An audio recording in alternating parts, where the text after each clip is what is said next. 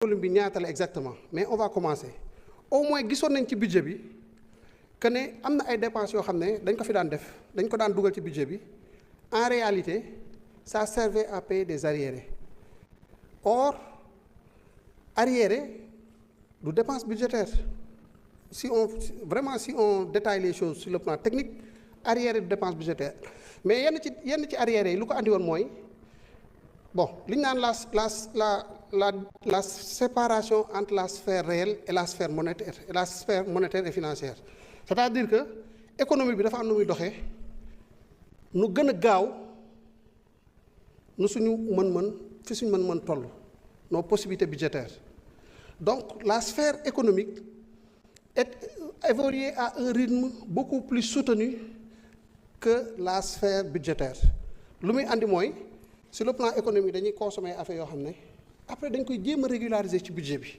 et cette forme de régularisation là lu muy andi mooy après da ngay continuer rek di traîner loolu da ngay dem ba ci sa budget day am ay choses yoo xam ne def nga ko bu yàgg mu nga ko def il y a 2 ans mais sur le plan budgétaire nga koy doog a retrouver ci sa biir budget gis ngeen lu muy yàq c'est toxique c'est-à-dire que day tax daanaka ki ñëw bees presque du am ay moyens d'action parce que espace bi mu waroon am moom pour mener des choses réaliser des projets ainsi de suite il va retrouver des espaces déjà consommés il y a 1, 2, 3 ans bi ñëwee ñu ne loolu suñu responsabilité la ñun tamit quoique métti na ñu def le point ba mu leen nañ après ñu commencé fay ñu commencé def le point on a confié à l'inspection générale des finances ce travail-là très sérieux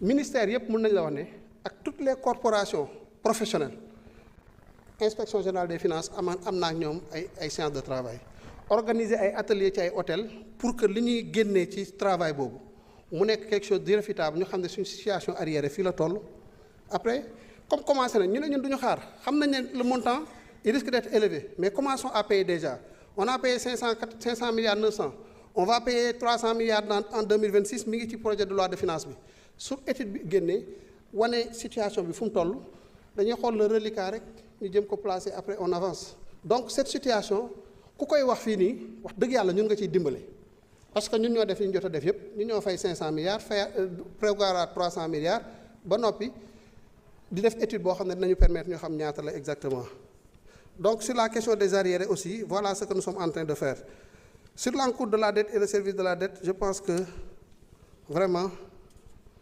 daanaka dootul jar ñu ciy dellusiwaat lu bari sur notre stratégie les réponses sont là hein. Je me suis gardé juste de les parce que ay yu ñu waxoon di ko waxaat la mais mën nañ ko centraliser yépp ci ay fiches incha allah avec le président de la commission des finances et du contrôle budgétaire ñu partager ko léegi nag au-delà de tout ça j'avais préparé un petit mot bu ñu tollee fii ma prononcé ko pour que lépp loo xamante ni sama xel mën na ci fattu ba du ma ko mën a wax texte bi ramasser ma ko au moins de façon structurée pour les honorables députés que vous êtes représentants du peuple. Donc monsieur le président, honorables députés, nous voici arrivés au terme de nos travaux. Donc rendons grâce à Dieu le Tout-Puissant et Miséricordieux de nous avoir permis d'achever ce que l'on appelle à juste titre le marathon budgétaire. Après 1 mois passé à vos côtés, je tiens à vous remercier chaleureusement. Vous remercier pour votre écoute attentive, votre participation active au débat et votre implication constante dans la dynamique de transformation engagée par les plus hautes autorités de l'État. Mais surtout, vous remercier pour la qualité de nos échanges empreints de respect mutuel, d'empathie et d'esprit résolument constructif. Monsieur le Président, honorables députés, tout au long de ce mois, je vous ai écouté avec attention et permettez-moi de vous dire que je vous ai entendu. J'ai entendu vos plaidoyers, vos ambitions pour vos terroirs et vos attentes légitimes pour répondre aux besoins pressants de nos populations. J'ai également entendu vos contributions constructives, notamment en matière de mobilisation des ressources nécessaires à la mise en œuvre des programmes. Les urgences sont nombreuses et diversifiées. C'est une vérité incontestable.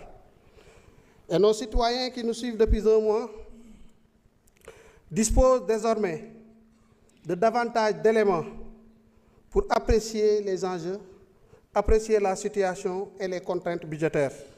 Personne ne peut réfuter les urgences.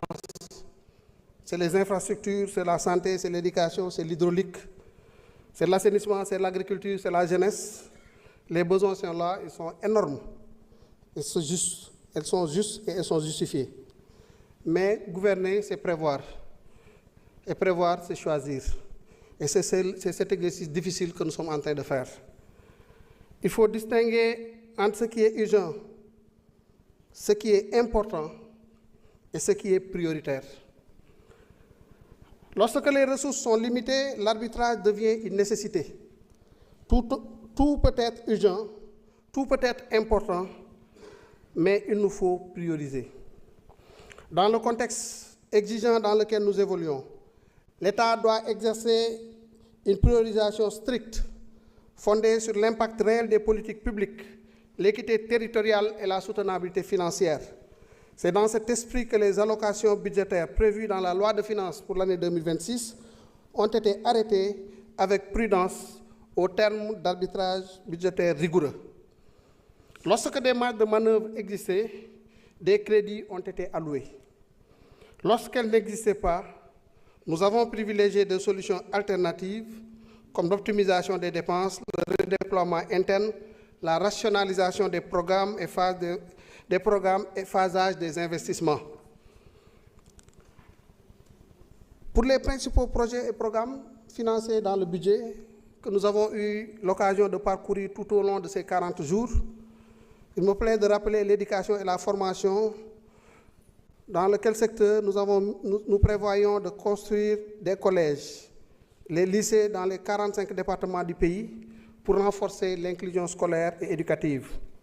Dans le secteur de la santé et de la protection sociale, construction des établissements de santé pour un montant de 60 milliards. L'agriculture et la souveraineté alimentaire, nous misons sur des projets de coopération agricole communautaire et le programme de mécanisation agricole pour respectivement 9,6 milliards et 13 milliards. Dans le secteur de l'eau et de l'assainissement, nous envisageons de mettre en œuvre le projet de grand transfert d'eau à hauteur de 50 milliards que vous pouvez trouver dans le projet de loi de finances. Les infrastructures et les transports et connectivités, nous envisageons d'acquérir 2 avions pour Air Sénégal, 60 milliards de francs. Construire l'autoroute Dakar-Tivaouane-Saint-Louis pour 109 milliards 700 millions. Dans le domaine de la jeunesse, du sport, de l'emploi, donc moteur de la transformation nationale, la construction d'infrastructures sportives de proximité est prévue pour 6,9 milliards, de même que le programme d'infrastructures pour les Jeux olympiques, au moins avec 91 milliards dans le présent budget, soumis à votre appréciation. Dans le domaine de la défense et de la sécurité, il est prévu la modernisation des moyens de la défense nationale pour 13 milliards, extension du réseau de la plateforme de vidéoprotection unifiée de Dakar pour 14 milliards, le renforcement du dispositif de contrôle non intrusif aux frontières pour 14,2 milliards, le financement des agropoles pour près de 100 milliards. Mesdames, Messieurs, honorables députés, en votant ce budget, vous accompagnez le gouvernement dans la prise en compte de nouvelles priorités, conciliant développement humain, justice sociale et compétitivité économique. Vous accompagnez aussi le gouvernement dans l'intensification de la mobilisation des ressources internes, à travers les mesures du plan de redressement économique et social qui devrait générer 762 milliards. La maîtrise et la rationalisation des dépenses publiques sont également attendues, notamment de la masse salariale qui constituera l'une de nos priorités à travers la digitalisation des processus de recrutement, de suivi et de contrôle des effectifs. Mais au regard de l'ampleur des exigences soulevées, honorables députés, votre accompagnement doit aussi aller au-delà et nous permettre de faire face aux réalités conjoncturelles. Les communes à l'ensemble des départements ministériels, le gouvernement ne peut pas agir seul, sans votre accompagnement. Nous avons besoin de vous, pas seulement comme relais des préoccupations du peuple, mais comme copilote, comme le disait le ministre Mabouba Diagne, comme copilote de l'effort national de redressement, parce que vous incarnez la voix du peuple. Dans votre rôle de représentant, Vous en êtes aussi les guides, les pédagogues, les conseillers. Votre engagement sur le terrain est déterminant. Expliquer les choix budgétaires, c'est contribuer à renforcer la confiance, susciter l'adhésion citoyenne, c'est créer les conditions de la mobilisation des ressources dont dépend notre développement. Le Sénégal ne pourra avancer que si chacun comprend l'effort collectif nécessaire au redressement. Vos autorisations doivent impacter positivement, mais vraiment positivement, les conditions de vie de nos concitoyens. À cet égard, je me réjouis des nouvelles orientations prises par votre institution pour évaluer les politiques publiques. J'avoue que j'ai été agréablement surpris lorsque j'ai échangé avec certains députés, dont je tairai le nom, sur les perspectives en termes de travail parlementaire. Et Inch'Allah, l'année 2026 sera époustouflant. En tout cas, je l'entrevois. C'est aussi l'évaluation des projets et programmes d'investissement public. Permettez à votre institution de s'assurer de l'atteinte des objectifs fixés et la bonne utilisation des ressources publiques. Elle permettra également à l'exécutif d'apporter les corrections nécessaires pour une meilleure efficacité de la dépense publique. Vous pouvez compter sur la collaboration de mes équipes pour la réussite de cette mission essentielle. Monsieur le Président, Mesdames, Messieurs, honorables députés, pour conclure, je voudrais vous dire ceci. Soyons des bâtisseurs de consensus. Ensemble, travaillons à faire sortir notre pays de cette zone de vulnérabilité pour le remettre sur une trajectoire crédible, solide et durable, portée par une économie compétitive au service du bien-être de nos concitoyens. Et puisque nous arrivons au terme de cet exercice, permettez-moi de rendre hommage à celles et ceux qui œuvrent souvent dans l'ombre.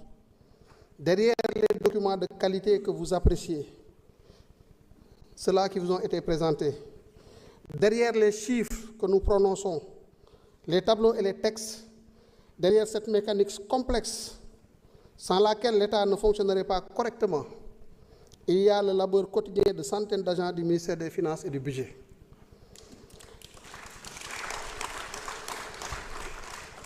Le budget de l'État, ce présent budget, c'est aussi eux. Je dirais même c'est avant tout eux. J'ai reçu beaucoup de félicitations, mais ces félicitations sont surtout méritées par ces gens-là.